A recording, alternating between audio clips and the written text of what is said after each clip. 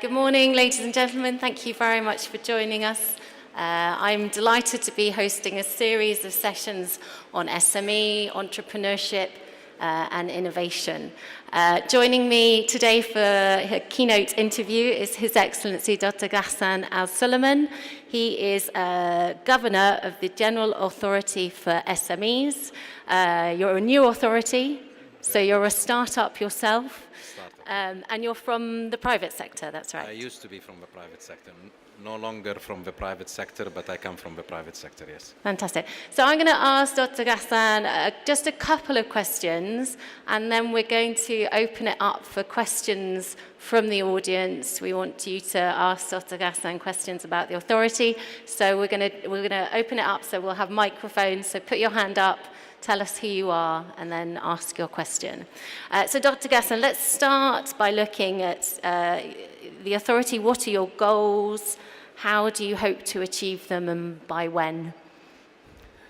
To describe all the goals and all of the objectives will take several hours because we're now at about 200 initiatives and growing every day. But let me explain the main pillars in terms of our strategy. So we have 4 key pillars. One is focused on how we can enable startups and new entrepreneurs. The other is focused on what we can do to the existing SMEs in terms of enablers and growth potential. The third is focused on fixing the ecosystem, which is one of the major challenges we have. So the legal environment, the funding environment, and so forth. The fourth, which is a new dimension that we brought in, which we did not see in other countries, but which we believe is very important to apply in Saudi Arabia, is how can we intervene in sectors to unlock value. Sectors and regions. There are some bottlenecks for sectors that are dominated by SMEs, and we want to be able to intervene in a positive way to unlock value. Fantastic. And how do you, I mean, you know, the conference is all about delivering the vision. How do you fit into the NTP and Vision 2030? So our main KPI for Vision 2030 is to increase the GDP from 20% to 35%. The private sector target is to increase from 40 to 65%. The SMEs represent 99.7% of all enterprises in the private sector in Saudi Arabia. And out of the incremental increase of 25%, 15% comes from the SMEs. So actually, if we're unable to deliver on our target, it will be nearly impossible for the private sector to deliver on its target, which would also mean that Saudi Arabia will not be able to achieve its target for Vision 2030. So we're a very important component of achieving Vision 2030. It's quite a responsibility Yes. on your shoulders. Quickly, can you just give me an idea of how the authority is structured? To whom do you report?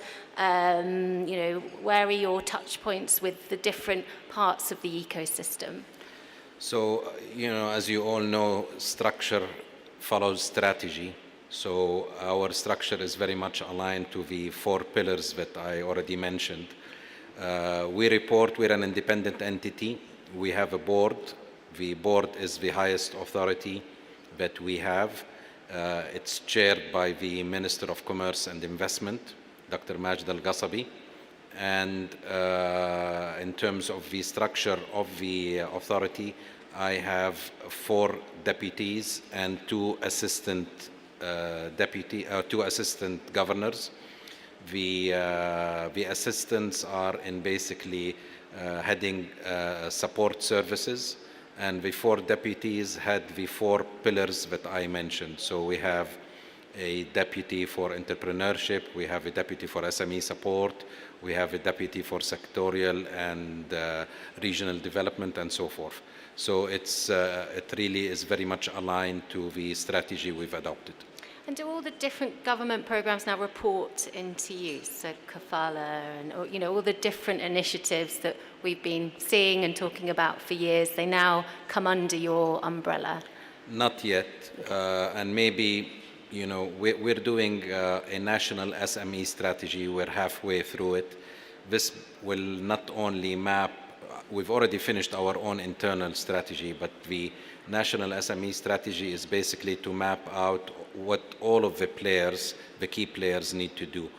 And we're still waiting for the outcome of that strategy, whether it will be to put them all under one umbrella or to have a sort of maybe a scheme to align them together. This is still pending. Okay.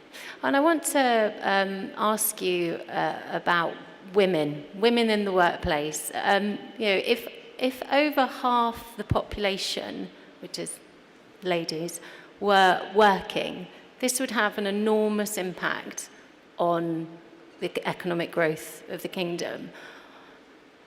What are you going to do about it? You know, what is the authority going to do about it in terms of that? You know, is it something that you as an authority are keen to develop, you know, women in the workplace?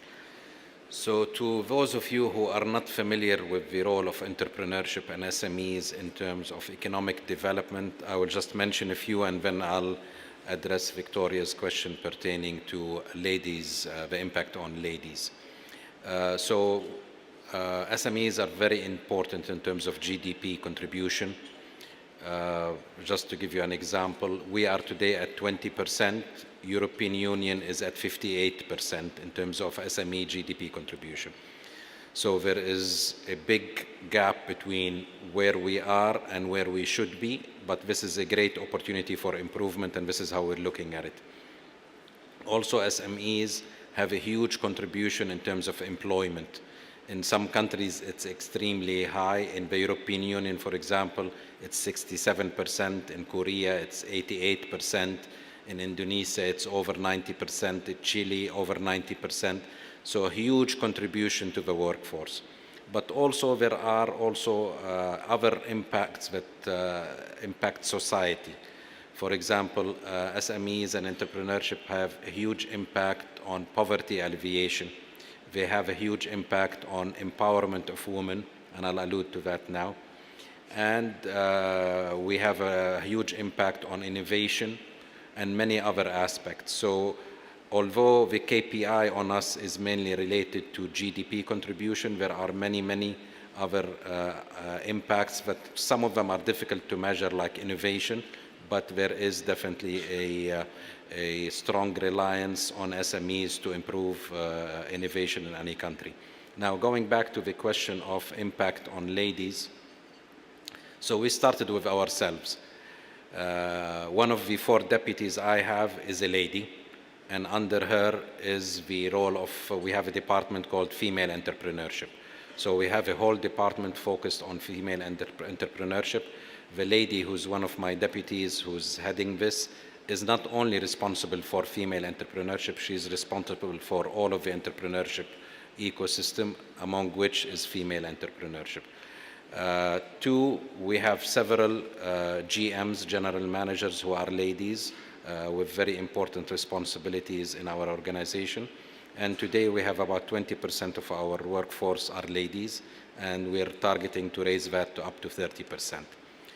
As I mentioned earlier, SMEs, entrepreneurship is really a strong enabler for females globally, not only in Saudi Arabia.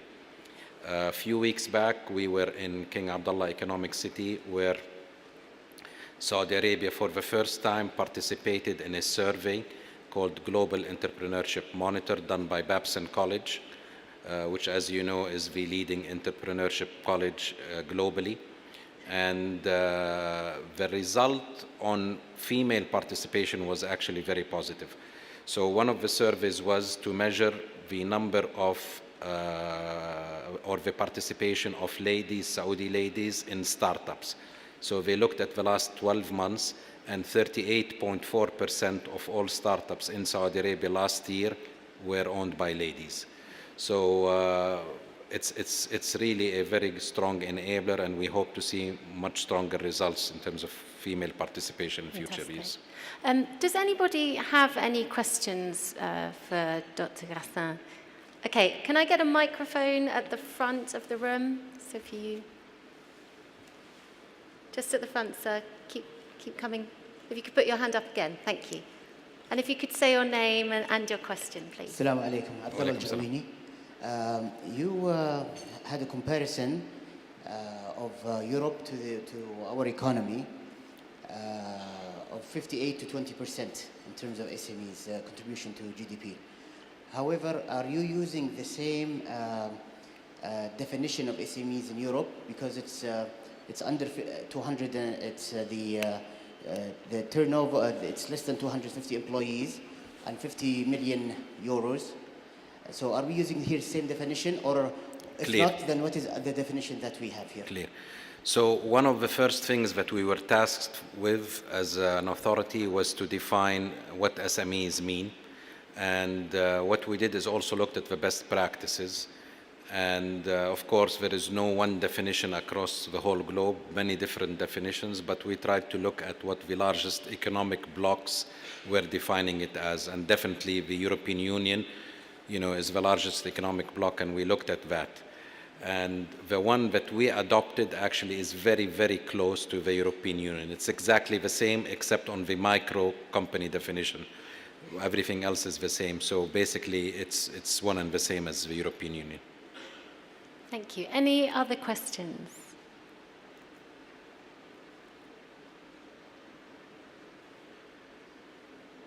I have more questions for Dr. Ghassan, so I'll come back to the audience in a bit.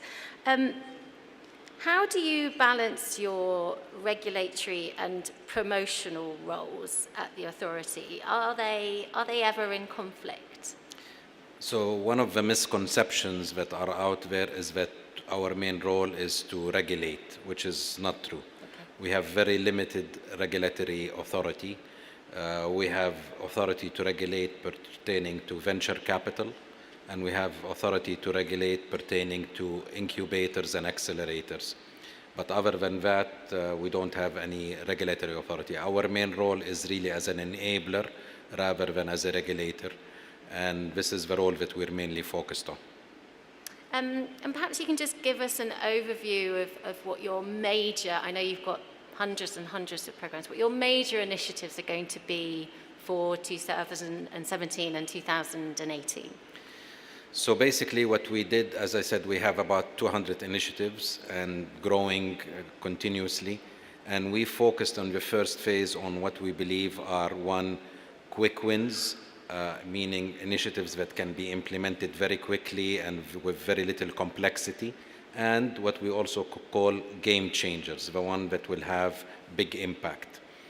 And among the big game changers, many of them are within our control, or some of them are within our control, but many are actually in association with other governmental entities.